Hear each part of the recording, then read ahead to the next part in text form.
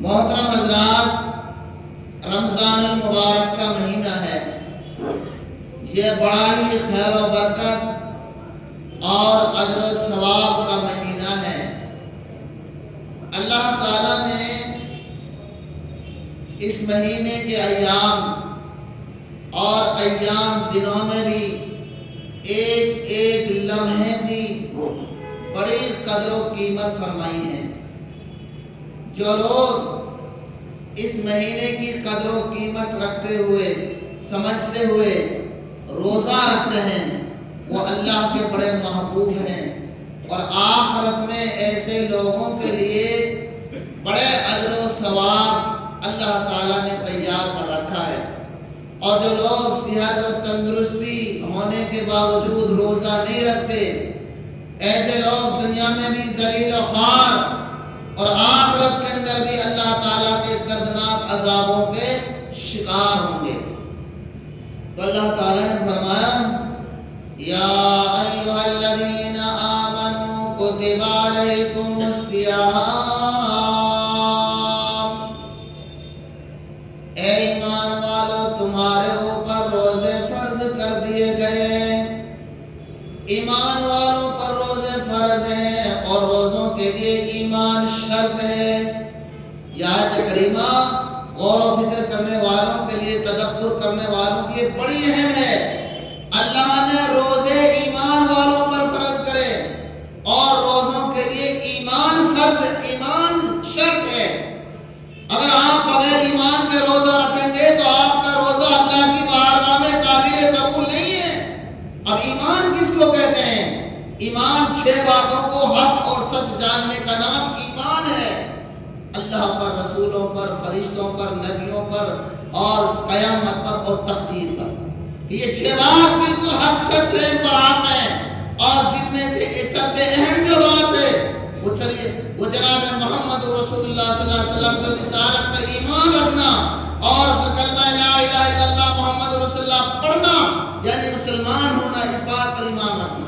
اگر یہ ایمان نہیں ہے تو روزہ تو دوسری قوم کے لوگ بھی رکھتے ہیں، یہود میں بھی ہے، عیسائی میں بھی ہے، بولس کے نام سے اور مذہبوں میں بھی ہے، لیکن اللہ کی بارگاہ میں صرف وہ روزہ قبول ہوگا جو ایمان کے ساتھ ہوگا، اور آخرت کے اندر اس کا اسی روزے کا اجر و ثواب ملے گا۔ تو اللہ نے فرمایا تو روزے کے لیے ایمان شرط ہے۔ فرمایا، یا ایھا الذین آمنوا کتب علیکم الصیام، اور اپنے آپ کو مسلمان کہلانے والوں، اپنے آپ کو مومن سمجھنے والوں، اللہ تعالیٰ نے تمہارے اوپر رمضان کے روزے فرض کر دیے۔ اب روزے کا مطلب کیا ہے؟ الصیام، جو سام سمو سے ہے، جس کے لفظی معنی ہیں رک جانے کے یا روک لینے کے اور یا چپ رہنے کے ہیں۔ روزے کی یہ سب سے اہم خصوصیت ہے، اللہ نے اسی میں اس کے معنی کو بیان کر دیا۔ روزے کو صوم کہتے ہیں عربی میں، اور صوم کے معنی رک جانا یا چپ ہو جانا۔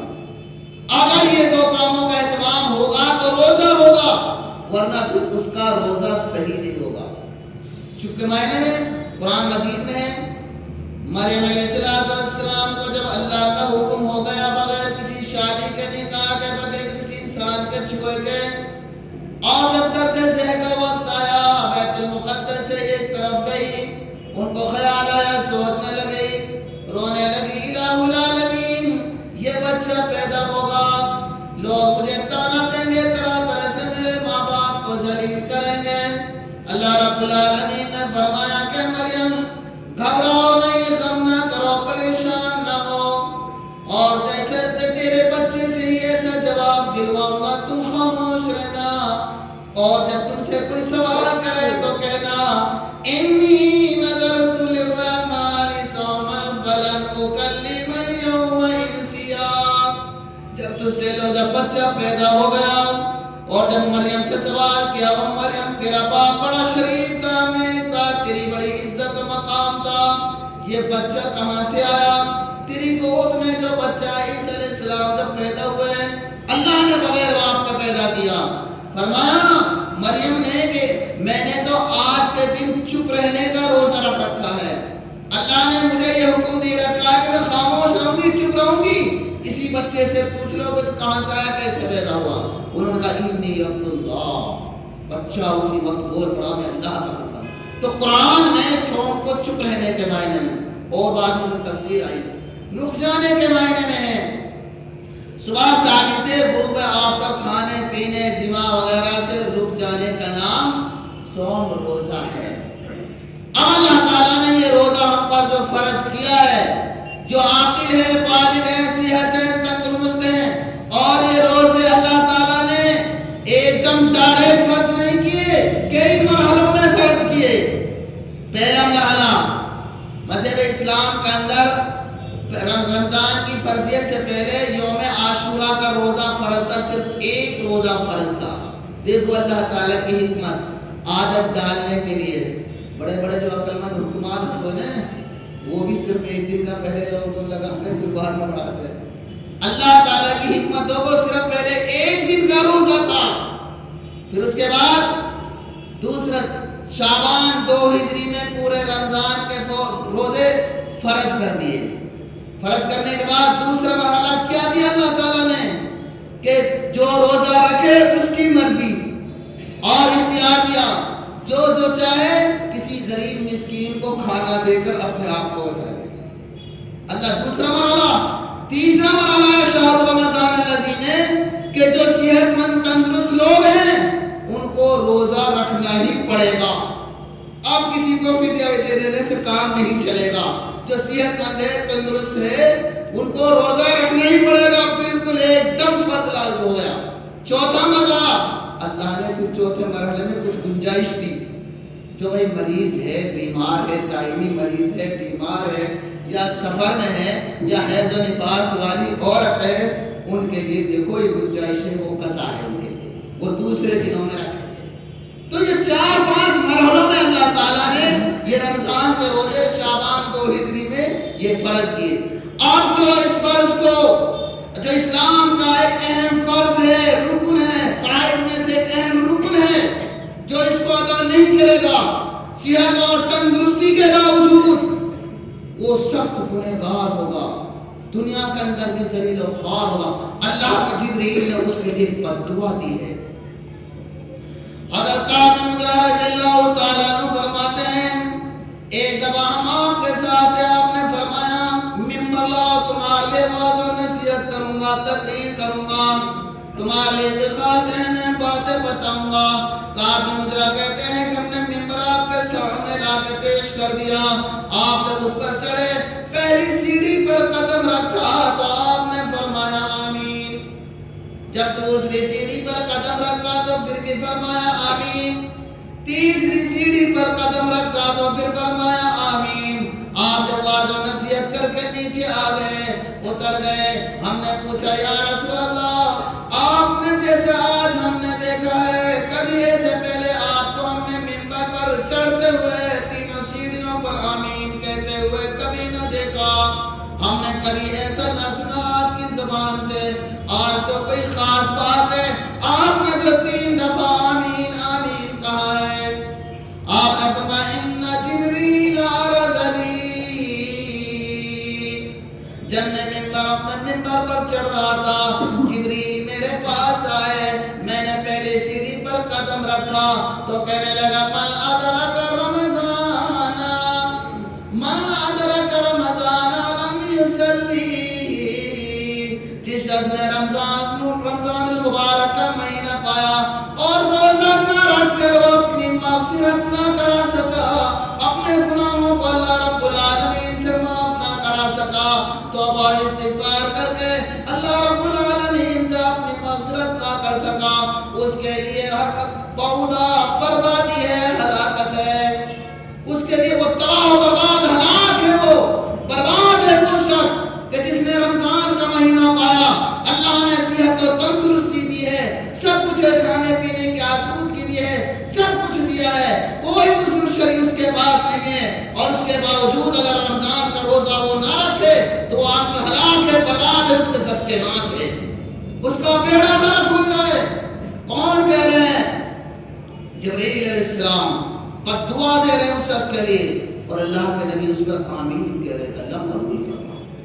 دوسری سیڑھی پر قدم رکھا کہ من ذکرت عندہ، اور جس شخص کے سامنے آپ کا ذکر کیا جائے اور آپ پر وہ درود نہ پڑھے نہ بھیجے، صلی اللہ علیہ وسلم نہ کہے، تو باوجہ وہ بھی ہلاک اور برباد ہو، اس کا بھی ستیہ ہو۔ تو فرمایا اللہ کے نبی نے پھر کہا، میں نے کہا تھا آمین۔ تیسری سیڑھی پر جب قدم رکھا تو باوجہ من ادرکا ابویہ او ابویہ الکبر او احدہما، تیسری سیڑھی پر جب قدم رکھا تو جبریل نے کہا کہ جس نے اپنے ماں باپ کو پایا اور پانے کے باوجود ان کی خدمت کر کے اپنے آپ کو جنتی نہ بنا سکا، دونوں کو یا دونوں میں سے ایک کو ہی، تو اس کے لیے بھی ہلاکت اور بربادی ہے، اس کا بھی ستیہ ہے، وہ بھی ہلاک ہو جائے، برباد ہو جائے۔ تو جبریل اللہ کے نبی نے فرمایا آمین۔ اب اندازہ لگاؤ، غور کرو، سمجھو کہ بد دعا دینے والے کون ہیں؟ حضرت جبریل علیہ السلام جو سید الملائکہ فرشتوں کے سردار ہیں، روح الامین ہے، روح القدس ہے، روح الامین ہے، روح القدس ہے، اللہ کے سب سے مقرب فرشتے جو اللہ کا کلام پیغام نبیوں کے پاس لایا کرتے تھے، وہ بد دعا دے رہے ہیں۔ اور اس روئے زمین پر سب سے اہم ہستی، سب سے افضل و برتر ہستی جناب محمد رسول اللہ صلی اللہ علیہ وسلم اس پر آمین کہہ رہی ہے۔ کیا اس بد دعا کے قبول ہونے میں کوئی شک و شبہ ہے؟ اللہ ضرور قبول کرے گا۔ تو وہ شخص جس کے اندر یہ تین عیب ہوں گے، تین کمی ہوں گے، ان کے لیے جبریل نے بد دعا دی، نبی نے اس پر آمین قبولیت کے لیے کہا، تو ان لوگوں کو دنیا میں ہی وہ ذلیل و خوار ہوتے ہیں، ایسے لوگوں پر اللہ کا عذاب آتا ہے، قہر آتا ہے۔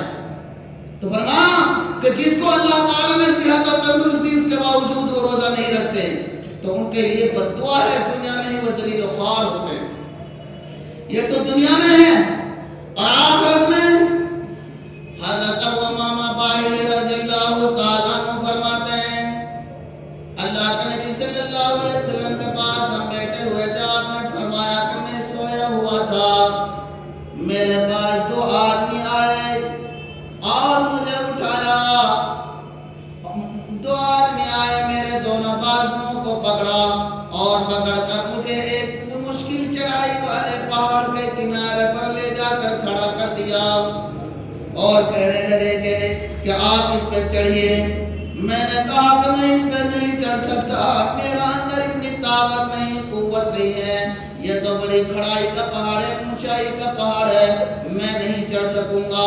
اللہ کے نبی نے ان دونوں نے کہا کہ آپ چڑھیے، ہم آپ کا سہارا دیں گے۔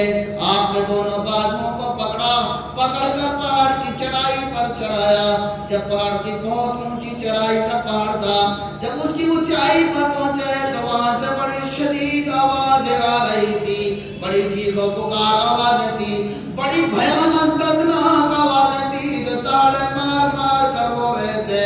میں نے کہا کہ جبریل یہ کون لوگ ہیں؟ انہوں نے کیا گناہ کیا، کیا خطا کی، کیا جو اتنی سخت سزائیں دی جا رہی ہیں، اتنی سختی کے ساتھ تاڑے مار مار کر رو رہے ہیں؟ فرمایا کہ ابھی آگے چلیے، آگے چل کر دیکھتا ہوں تو کچھ لوگ ہیں جن کو الٹا لٹکا رکھا ہے، جن کے کلوں کو چیر رکھا ہے، پیر اوپر ہے منہ نیچے ہے، اور جن کے منہ سے خون پیپ بہ رہا ہے، جو ان کا بیان کر رہا ہوں ان کا منہ نیچے لٹک رہا ہے۔ فرمایا کہ خون پیپ ان کے منہ سے ٹپک رہا ہے۔ فرمایا کہ انہوں نے کیا گناہ کیا، کیا سزا کی کہ جن کو اتنی سخت سزا دی جا رہی ہے؟ فرمایا کہ الذین یفطرون قبل طیلۃ، کہ یہ وہ لوگ ہیں جو دنیا کے اندر رمضان المبارک کا مہینہ ہوتا تھا اور رمضان کے مہینے کے دنوں میں یہ دن میں کھاتے پیتے تھے، یہ وہ لوگ ہیں کہ اللہ نے ان کو سب کچھ صحت و تندرستی اور اس کے باوجود یہ لوگ دن میں کھاتے پیتے تھے، آج ان کو آخرت کے ان کے لیے اتنی سخت سزائیں دی جائیں گی۔ اندازہ لگاؤ کہ جو صحت و تندرستی کے باوجود روزہ نہیں رکھتے، دن میں کھاتے کھاتے پیتے ہیں، اللہ تعالیٰ نے ان کے لیے دنیا آخرت میں کتنی سزائیں اور سخت وعیدیں تیار کر رکھی ہیں۔ آج اندازہ لگاؤ کتنے لوگ ہیں ذرا ذرا سے ہیلے بہانے بنا کر دنوں میں کھاتے پھرتے ہیں، اور بعض لوگ تو اتنے بے غیرت اور بے شرم ہیں کہ جو گلیوں میں راستوں میں بیڑی سگریٹ کھلے عام پیتے رہتے ہیں مسلمان علاقوں میں۔ کتنے بڑے شرم کی بات، اور اس سے بڑے شرم کی بات رمضان کے مہینے میں بھی جوا سٹا کھیلتے ہیں اور دیگر برائیوں کا ارتکاب کرتے ہیں۔ ان کو اللہ کے حکام کا ذرا بھی کوئی خیال نہیں، اللہ کے عذابوں کا ذرا بھی کوئی خوف نہیں، ڈر نہیں۔ جبکہ ایک فرشتہ آواز مارتا ہے، وہ بھلائی کے چاہنے والوں اس مہینے میں زیادہ سے زیادہ نیکیاں کما لو، زیادہ سے زیادہ نیکیاں حاصل کر لو، یہ خیر و برکت کا مہینہ ہے، اور برائی کے کرنے والوں اکثر برائیوں سے باز آ جاؤ، رک جاؤ۔ اللہ کے اس مہینے کی حرمت، اللہ کے اس قدر و قیمت اور فضیلت و مرتبے والے مہینے کی تو قدر کرو، اس کی تو شرم کرو۔ اس کے باوجود بھی آج انسان شرم نہیں کرتا۔ کتنی برائیوں کو، کتنے لوگ ہیں جو رمضان کے مہینے میں دن میں کھاتے پھرتے ہیں۔ تو یہ شریعت مطالعہ پر آپ نظر ڈالو گے، اندازہ کرو گے، غور کرو گے، تو جس کام کا اللہ تعالیٰ نے حکم دیا ہے اس کام کے نہ کرنے پر سخت سزائیں ہیں، بڑی سخت سزائیں وہی نے اللہ تعالیٰ نے دنیا میں ہی سنائی ہیں۔ اور اگر اس کام کی تعمیل کرو گے، عملی جامہ پہناؤ گے، تو اللہ تعالیٰ نے اجر و ثواب بھی بہت سنایا ہے۔ نہ کرنے پر گناہ بھی بہت بڑا ہے، سزائیں بھی بہت بڑی ہیں، اور کرنے پر، عمل کرنے پر بھی اللہ تعالیٰ نے اجر و ثواب اور بدلہ بھی بہت بڑا سنایا ہے۔ اللہ کے نبی جناب محمد رسول اللہ صلی اللہ علیہ وسلم نے فرمایا اذا دخل رمضان فتحت ابواب السماء، اور جب رمضان کا مہینہ آتا ہے آسمان کے دروازے کھول دیے جاتے ہیں۔ ایک روایت میں جنت کے سارے دروازے کھول دیے جاتے ہیں اور شیاطین کو قید کر دیا جاتا ہے۔ ایک روایت کے اندر آتا ہے جب رمضان کی پہلی رات ہوتی ہے اللہ تعالیٰ جنت کو سنوارتا ہے۔ کن کے لیے؟ روزے داروں کے لیے۔ ذرا تصور کرو، اندازہ لگاؤ، آج ہمارے گھر میں کہیں سے مہمان آ رہے ہوں تو ہم ان کے لیے کتنی تیاری کرتے ہیں، گھر کی صفائی ستھرائی کرتے ہیں، کھانے پینے کے اور دیگر طرح طرح سے انتظام کرتے ہیں، اور ان کے لیے زیب و زینت کرتے ہیں۔ جب مہمان آ جائیں گے ساری بتیاں جلا دیں گے، جھاڑ پوچھ وغیرہ سجا دیں گے، اپنے وہ دکھائیں، اپنی حیثیت پوزیشن کو دکھائیں گے۔ تو اللہ تعالیٰ سب سے بڑا ہے۔ رمضان کی جب پہلی رات ہوتی ہے اللہ تعالیٰ جب سے ہی روزے داروں کے لیے جنت کو سنوارتا ہے۔ آج ہم ذرا سا بھی کام کریں گے، نوکروں سے، مستریوں سے، بیلداروں سے کام لیں گے، اللہ تعالیٰ کو بیلداروں کی ضرورت نہیں، وہ تو کن فیکون کا حکم جاری کرتا ہے۔ اللہ تعالیٰ روزے داروں کے لیے جنت کو سنوارتا ہے اور اس کو تیار کرتا ہے کہ دنیا کے اندر میرے مومن بندے روزہ رکھ رہے ہیں، ان کے روزے داروں کے لیے میں جنت کو تیار کر رہا ہوں۔ ہم روزہ رکھ رہے ہیں اور ہمیں برا گمان بھی نہیں ہے، اور اللہ وہاں ہمارے لیے جنت میں تیاری کر رہا ہے۔ ان کے لیے ہر اعتبار سے، زیب و زینت سے، کھانے پینے سے اور حوروں سے، طرح طرح سے وہاں تیاری ہو رہی ہے۔ اور پھر روزے کے بارے میں اللہ نے فرمایا کہ الصوم لی، کہ روزہ میرے لیے ہے، اور بھی کام ہے اور بھی عبادات ہے، لیکن ان ساری عبادات میں سے صرف روزے کو ہی اللہ تعالیٰ نے کیوں کہا ہے کہ الصوم لی؟ اور بھی عبادات ہے، نماز ہے، صدقہ خیرات ہے، حج ہے اور دیگر عبادات ہے، ان کے بارے میں یہ ایسا لفظ نہیں آتا جیسا کہ صرف روزے کے بارے میں آتا ہے۔ اس کی کئی خصوصیات ہیں۔ پہلی یہ کہ روزے کے تعلق سے ریا نمود جتنا اور عبادات کا امکان ہوتا ہے اتنا روزے میں نہیں ہوتا۔ دوسری بات یہ ہے کہ روزے کے اندر بہت ساری ایسی حکمتیں ہیں کہ جن سے انسانیت کا تحفظ ہوتا ہے، انسانیت کی ہم خیر خواہی ہوتی ہے۔ اور ایک روزے کے اندر اگر کوئی آپ عبادت کریں گے، نماز پڑھیں گے، حج کریں گے، تو اس کے اندر صرف ایک پہلو رہتا ہے، آپ نماز پڑھیں گے تو صرف نماز کا ہی ہے، لیکن روزہ وہ عبادت ہے کہ جس کے اندر اور عبادات کا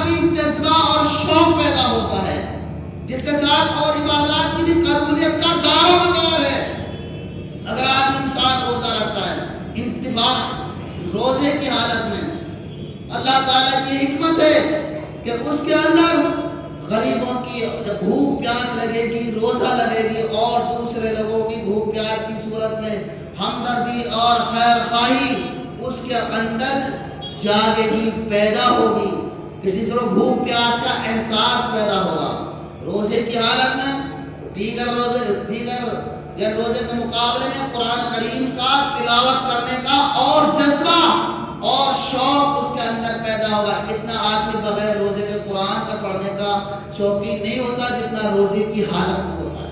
آپ دیکھتے نہیں کہ لوگ مہینے تک قرآن نہیں کھولتے، لیکن روزے کی حالت میں رمضان میں 5 6 قرآن پڑھ لیتے ہیں۔ تو اور عبادت اور ہے، صدقہ، خیرات، زکات اور دیگر عبادات ہے۔ تو اس لیے اللہ تعالیٰ نے فرمایا الصوم لی، کہ روزہ میرے لیے ہے، وانا اجزی، میں ہی اس کا اجر دوں گا، اور اس کا اجر و ثواب اللہ نے مبہم رکھا ہے، اس کو سنایا نہیں کیا ملے گا کیا نہیں، اللہ ہی نوازے گا۔ اور پھر اللہ کریم جناب محمد فرمایا یا ایھا الذین آمنوا کتب علیکم الصیام کما کتب علی الذین من قبلکم، اے ایمان والو تم پر روزے فرض کر دیے گئے کہ جس طرح سے تم سے پہلے لوگوں پر روزے فرض ہوئے تھے۔ اللہ تعالیٰ نے پہلے لوگوں کا ذکر کیوں فرمایا ہے؟ یہ آسانی کے اور سہولت کے لیے ذکر فرمایا ہے۔ بھئی اگر ہمارا پاس کوئی مشکل، صبح سے شام تک بھوکا پیاسا رہنا بہت بڑی بات ہے، لیکن اللہ تعالیٰ نے ہمت ڈالنے کے لیے دوسرے لوگوں کا ذکر فرمایا ہے۔ بھئی یہ کام فلانے آدمی نے بھی تو کیا ہے، جب یہ ہمت انسان کے اندر یہ ہمت ہو جاتی ہے، ارے اس نے بھی تو یہ کام کیا، ہم بھی کر لیں، ہم بھی اس کام کو آسانی سے کر لیں گے۔ اور پھر یہ تو اللہ تعالیٰ نے یہ روزے تمہارے اوپر ہی کوئی انوکھے نہیں، پہلے لوگوں پر بھی فرض کیے تھے، لیکن اس میں ایمان کی شرط تھی اور احتساب کی شرط تھی۔ فرمایا من صام رمضان ایمانا واحتسابا غفر له ما تقدم من ذنبه، جس نے رمضان کا روزہ رکھا ایمان کے ساتھ اجر و ثواب کی نیت سے، جس کا یہ ایمان ہے میری یہ زندگی ایک نہ ایک دن ختم ہوگی، اور اللہ تعالیٰ اس زندگی کے ایک ایک لمحہ کے بارے میں، ایک ایک بھلائی اچھائی کے بارے میں اللہ رب العالمین کے پاس مجھے جواب دینے کے لیے، زندگی کا حساب و کتاب دینے کے لیے رب کی بارگاہ میں کھڑا ہو کر میں جواب دوں گا۔ اللہ رب العالمین کو ایک ایک معاملے کے بارے میں مجھ سے سوال کرے گا، مجھے جواب دینا پڑے گا۔ اگر میں نے کوئی اچھا کام کیا، میں نے روزہ رکھا، تو رب کی بارگاہ میں اس کا اجر و ثواب مجھے ملے گا۔ یہ ہے احتساب، یعنی جو اللہ رب العالمین کے میرا حساب و کتاب ہوگا، اور اس نے پہلے یہ ایمان کے ساتھ یقین کے ساتھ روزہ رکھا کہ اللہ تعالیٰ مجھے اس کا اجر و حساب ضرور دے گا قیامت کے روز، اور تو اس وقت پھر اللہ رب العالمین اس کے لیے اجر و ثواب عطا فرمائے گا۔ اور فرمایا اس سے پہلے ہی اللہ تعالیٰ نے فرمایا، نبی نے فرمایا غفر له ما تقدم من ذنبی، جس نے ایمان اور عزت و ثواب کے اجر و ثواب کی نیت سے روزہ رکھا، اللہ تعالیٰ اس کی زندگی گزری ہوئی زندگی کے سارے گناہ معاف فرما دیتا ہے۔ یہ اللہ تعالیٰ فرمایا آخر میں لعلکم تتقون۔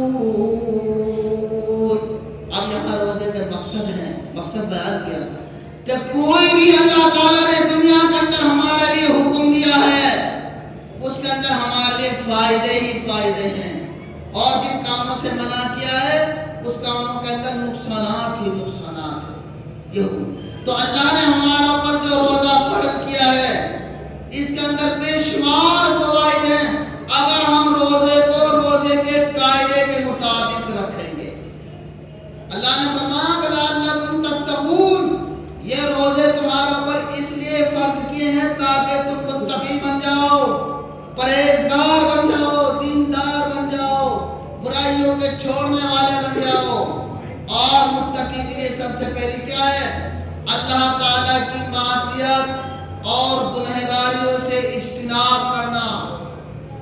اور گنہگاریوں میں سب سے پہلے نمبر آتا ہے کس کا؟ ہر گناہ کی ابتدا اور شروعات جو چلتی ہے وہ جھوٹ سے چلتی ہے۔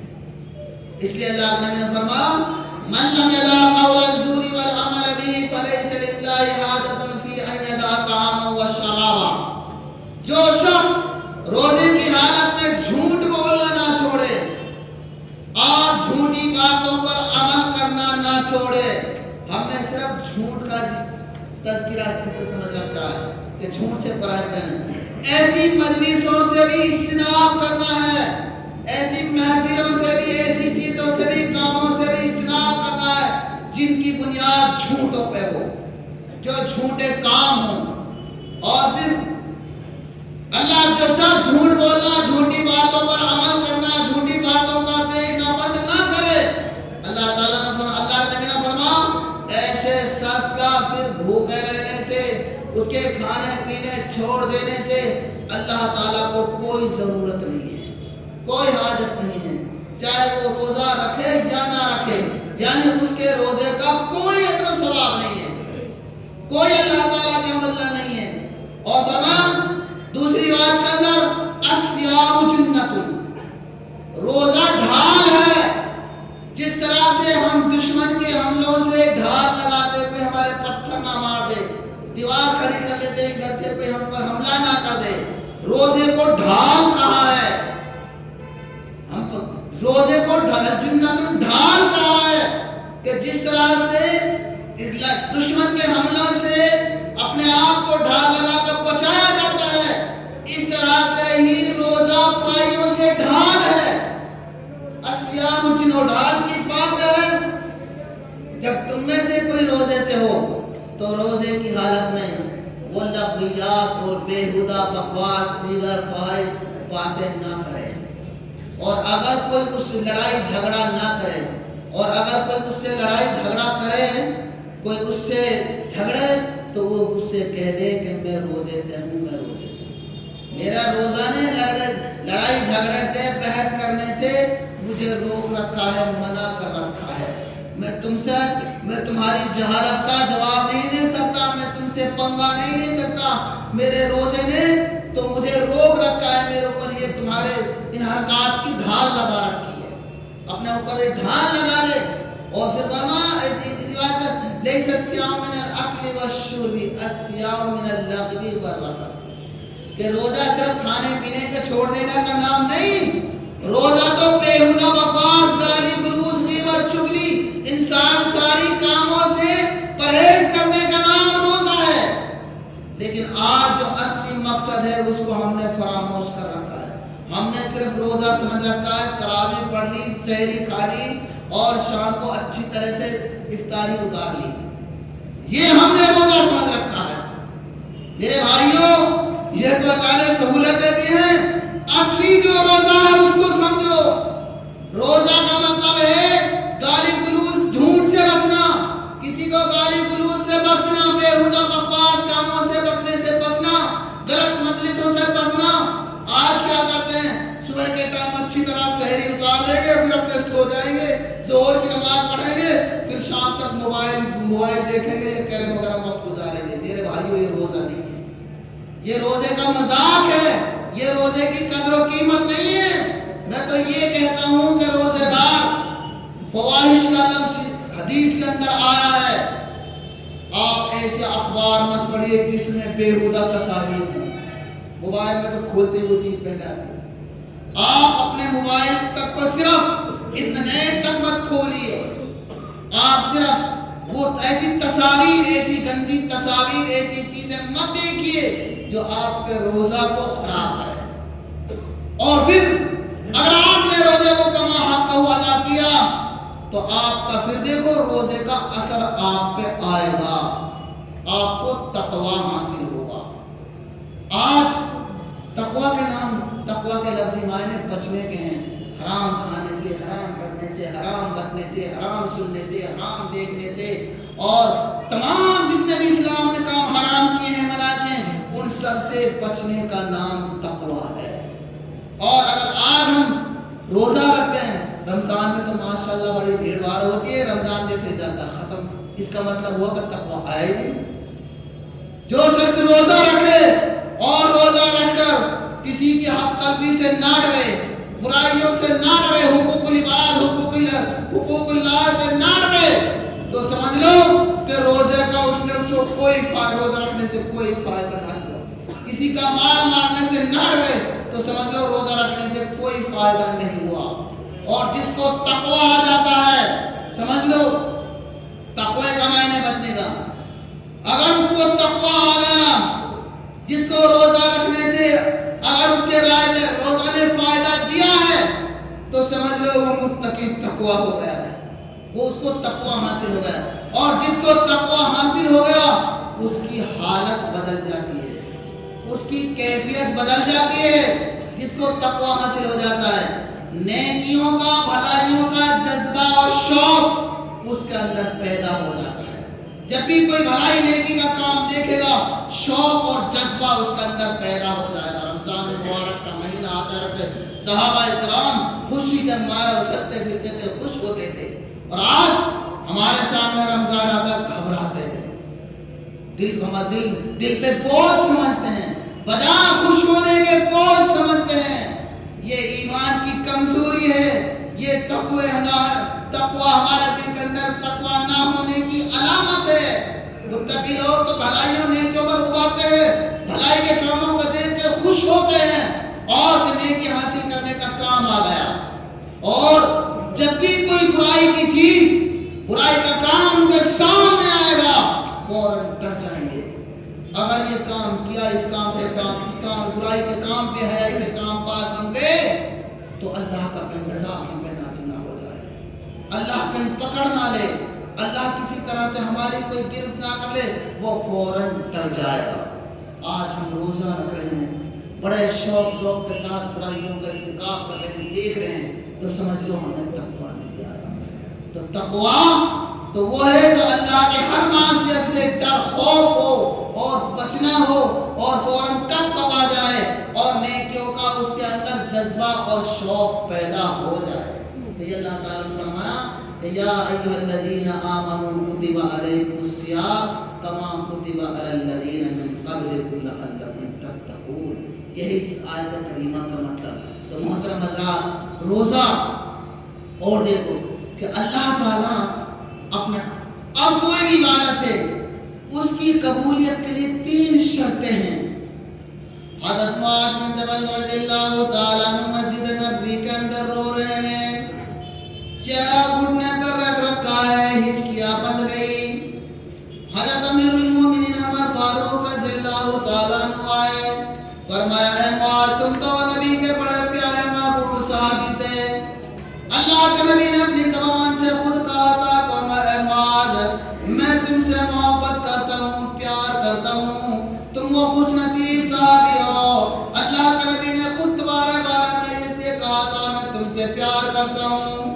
معاذ کیا ہو گیا، کیوں رو رہے ہو، تمہاری ہچکیاں کیوں بنی ہوئی ہے، اتنا کیوں روتے ہو کہ تمہاری آنکھیں اشفار ہے، گھٹنا بھی تر ہو گیا، گھٹنے پر اپنا چہرہ رکھ رکھا ہے۔